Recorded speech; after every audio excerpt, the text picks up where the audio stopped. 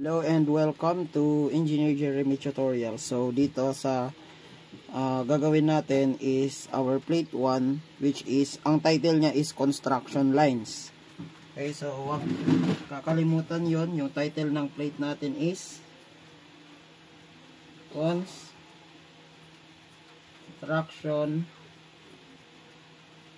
lines. So yan yung title ng plate natin. Ito yung gagawan natin ang plate ngayon. So, sa drawing area natin, so okay, ito ang drawing area, meaning, hanggang dito lang, dapat yung drawing natin.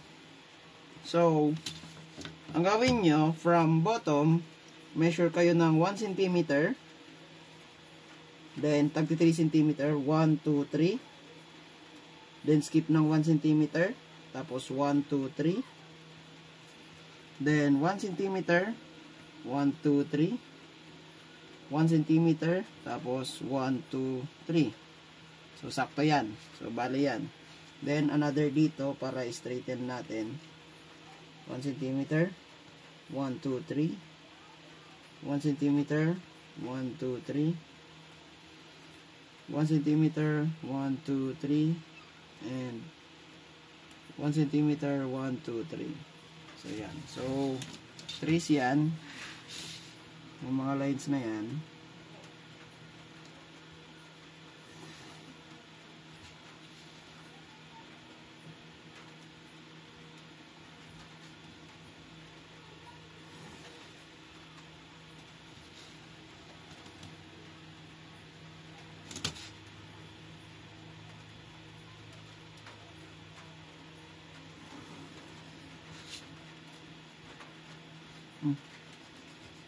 Dito mama. Kaya medyo baba.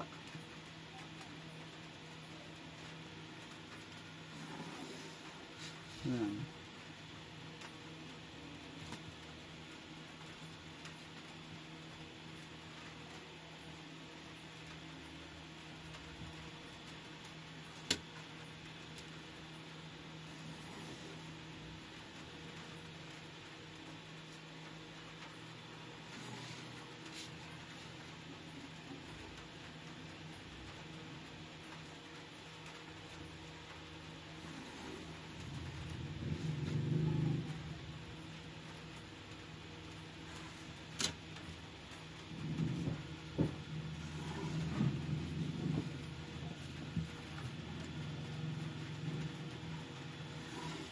So, yan. So, ito yung mga gagawan nyo. Okay? So, unang gagawin nyo is measure kayo ng 1 cm naman galing dito sa gilid. 1 cm, then 1, 2, 3, 1 cm, 1, 2, 3, 1 cm, 1, 2, 3, 1 cm, 1, 2, 3, 1 cm, 1, 2, 3, 1 cm, 1, 2, 3, and 1 cm, 1, 2, 3. So, ipababain rin natin. So, measure ulit tayo dito sa baba. 1 cm, 1, 2, 3, 1 cm, 1, 2, 3, 1 cm, 1, 2, 3, 1 cm, 1, 2, 3, then 1 cm, 1, 2, 3, 1 cm, 1, 2, 3, 1 cm, 1, 2, 3. Tapos, yun naman ang i-correct nyo.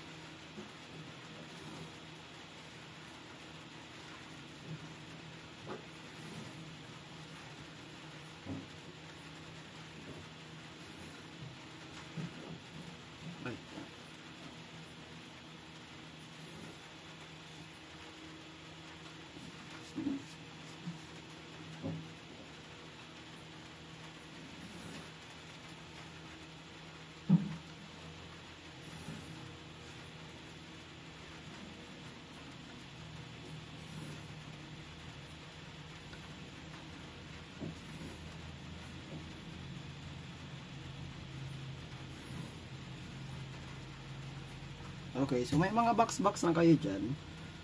Ayan.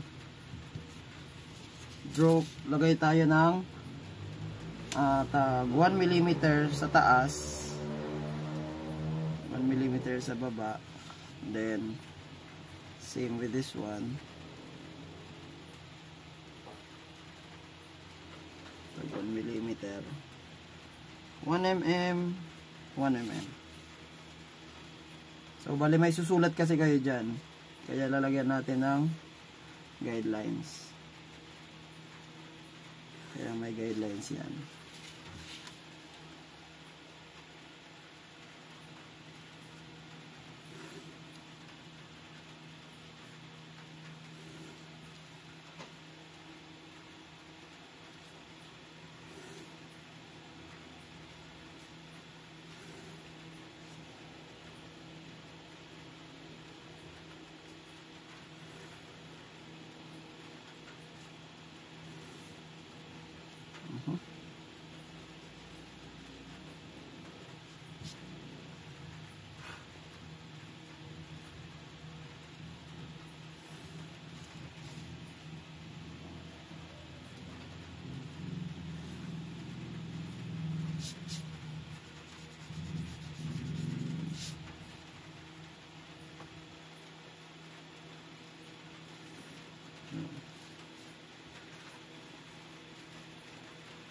Okay.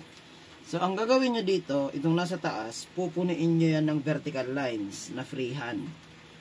Ito, horizontal lines. Ito, slant lines. Tapos ito, curve lines. Pag ganyan na curve. Pupunuin nyo siya. Okay? So, measure nyo na yan ng tagwa 1 cm. 1 cm, 1 cm. Okay, so, okay, ganito.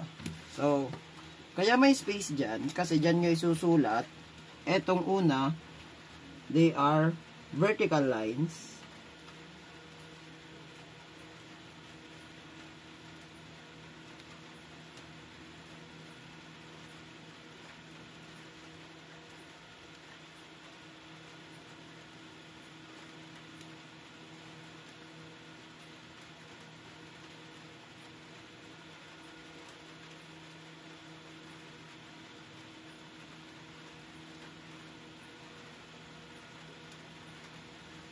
Okay? Itong sa gitna is horizontal lines.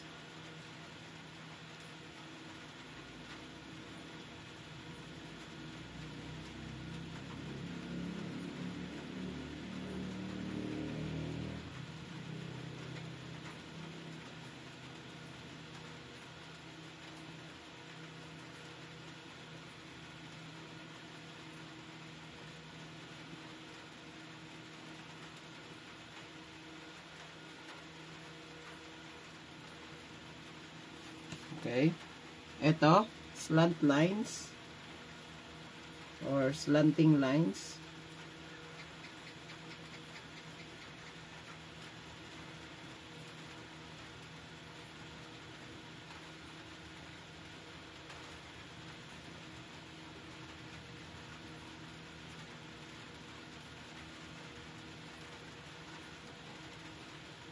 Tapos dito is curve lines.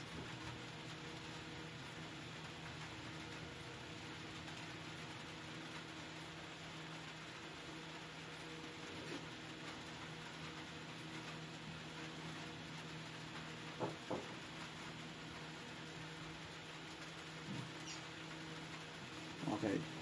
So, kaya ko kayo pinameasure ng tagwa 1 cm. Gaya dito. 1 cm dyan. Dito. Tapos, yung nandun sa baba na guideline natin. Itong guideline na to. Itong line na yan. Measure din kayo ng 1 cm dito. Saan yung isa? Dito yung 2. Ayan. So, makikita nyo to. Itong point na to, hanggang dito. Ayan. So, i-straighten nyo yan. Without using ruler. So, yan. Didiretsuhin nyo lang yan. Didiretsuhin nyo yun. Didiretsuhin nyo yan. So, yan. Yan yung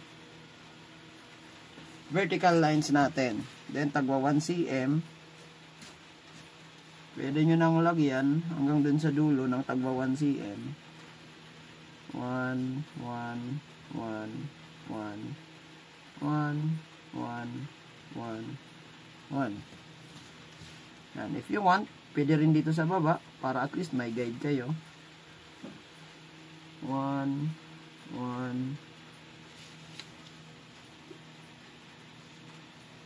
Diba? Yan, lagyan mo rin dito sa baba. 1, 1, 1, 1, 1, 1. Yan. Then, sige, straighten nyo yan ng straighten. Diyan natin titingnan kung marunong ba kayo ng freehand. So, pupunayin nyo yan hanggang dun sa dulo. Pagdating naman dito, pahiga naman, since horizontal. So, galing dito hanggang dito. So, pahiga naman. Since ako kaliwete, pupunta ako dito. Kung right-handed naman kayo, pupunta kayo dun. Diba? So, ganun yan. So, 1, 1, 1.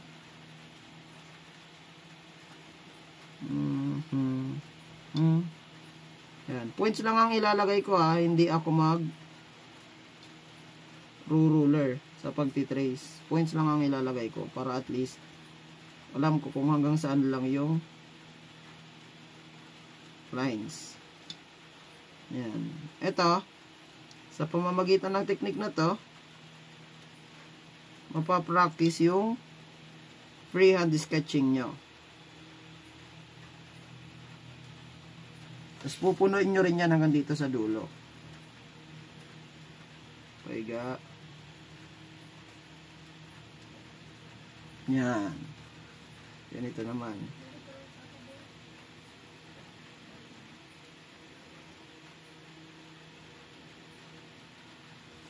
Titingnan natin kung gaano ka accurate yung mga horizontals nyo. Okay lang kahit hindi yan tuwid na tuwid. Pero straighten nyo naman as much as possible. Kung kaya nyo straight, straight. Then slanting lines, palit-palit. So, gamit kayo nito. Measure kayo dito ng 1, 2, 3 dito. Tapos from here, measure naman kayo dito ng 1, 2, 3. Diba? Pag ganyan yan. So, ang i-connect nyo is ito. Diyan. Ito dito. Tapos ito. Diyan. Pag ganyan. And vice versa. Ito naman papunta doon. So, galing naman dito. Diba ito yung guideline natin? Galing naman dyan. Measure naman kayo ng 1, 2, 3. Tapos, ito naman, direkta naman dyan. 1, 2, 3. Para, ito dito. Tagilid. Yan, pag ganyan. Pupunin nyo naman, alternate. Tapos dito, pag ganyan naman siya. Uy. So, 1, 2, 3. 1, 2, 3.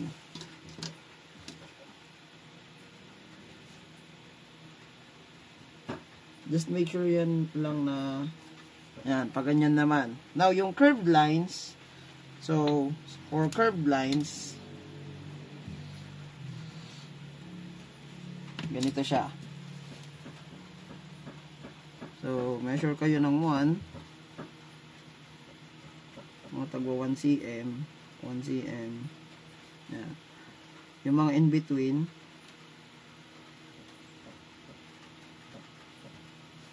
Ito naman, palit-palit naman to.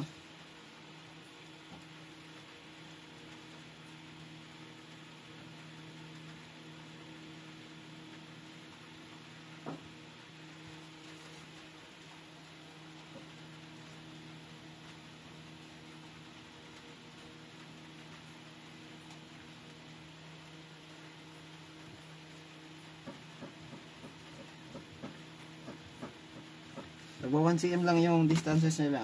Ito naman galing dito, i-curve nyo pag ganyan. Yan.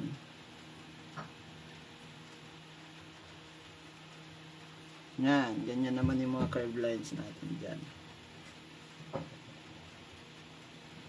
Kasi maubos nyo rin yan. So yan yung plate number 1 natin. So dapat ubusin nyo to ng vertical lines. Ito naman, ubusin nyo ng horizontal lines. Ito, slanting lines. Pag ganyan naman na yung sunod. Tapos pag ganyan, pag ganyan, pag ganyan. Tapos ito, uubusin nyo ng curve lines. Okay? So, yan yung plate number 1 natin. So, if there are any questions, so, comment na lang or chat nyo sa group chat natin.